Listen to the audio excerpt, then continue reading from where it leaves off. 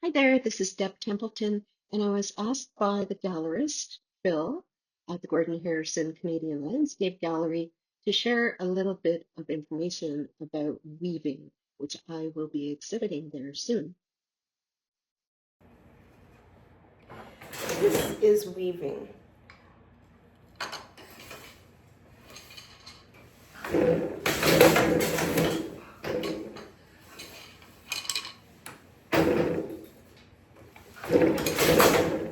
What I'm doing is I have a thread loaded on a bobbin, and that is in a boat shuttle. There's lots of different shuttles, and I'm using my loom to raise some threads and lower others, and then I pass the boat shuttle loaded with the thread through what's called the open shed, and then I can progress to my next line or pick.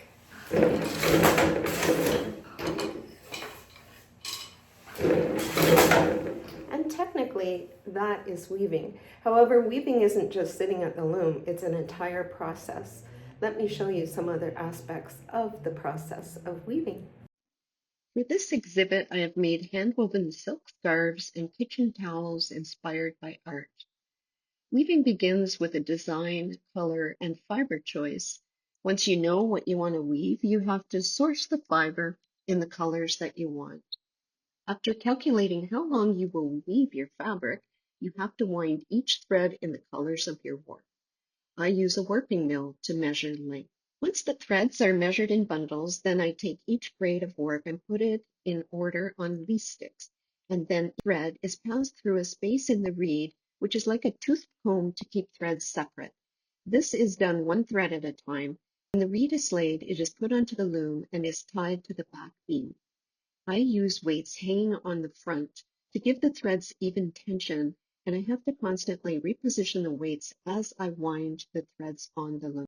Here we can see close up how the threads are in the spaces of the reed, and on the other side, how each one is threaded through the eye of a heddle to keep them in order and determine which threads go up or down in the design of my fabric.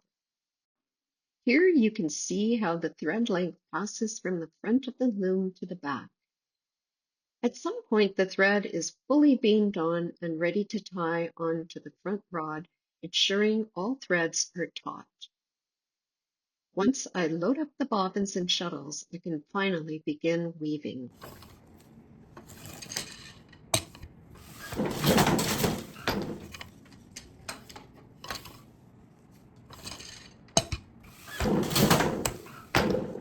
The weaving takes many hours, and I get joy from changing colors when I want to for a variety of choice. Sometimes I'm weaving with one color for a towel, and other times I may use many shuttles for one.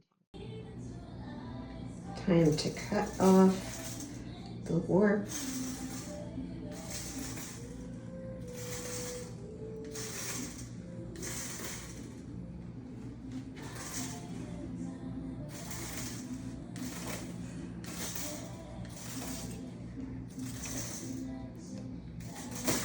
And now it's time to unroll all the woven fabric from this warp.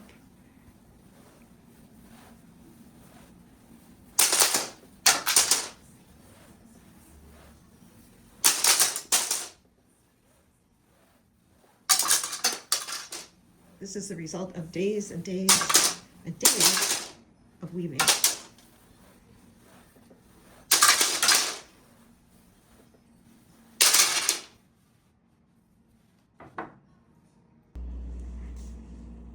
People often ask, how long does it take to weave a towel? Well, it takes days and days because you never weave just one towel. But here are the unwashed towels. They'll be washed, but they have to be stitched and washed and pressed and hemmed. And this is the result of days and days of weaving.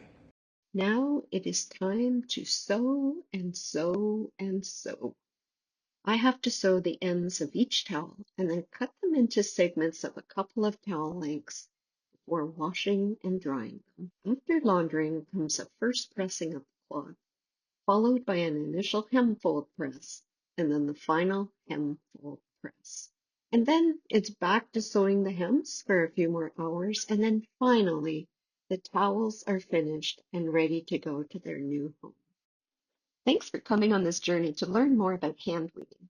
We hope you will join us for the Winter Friend Show on the first 2 weekends in December at 465 Sussex Drive in Ottawa. You'll be welcomed by artists Gordon, Dawn, Steve, and me, Deb, and gallerist Phil. See you soon.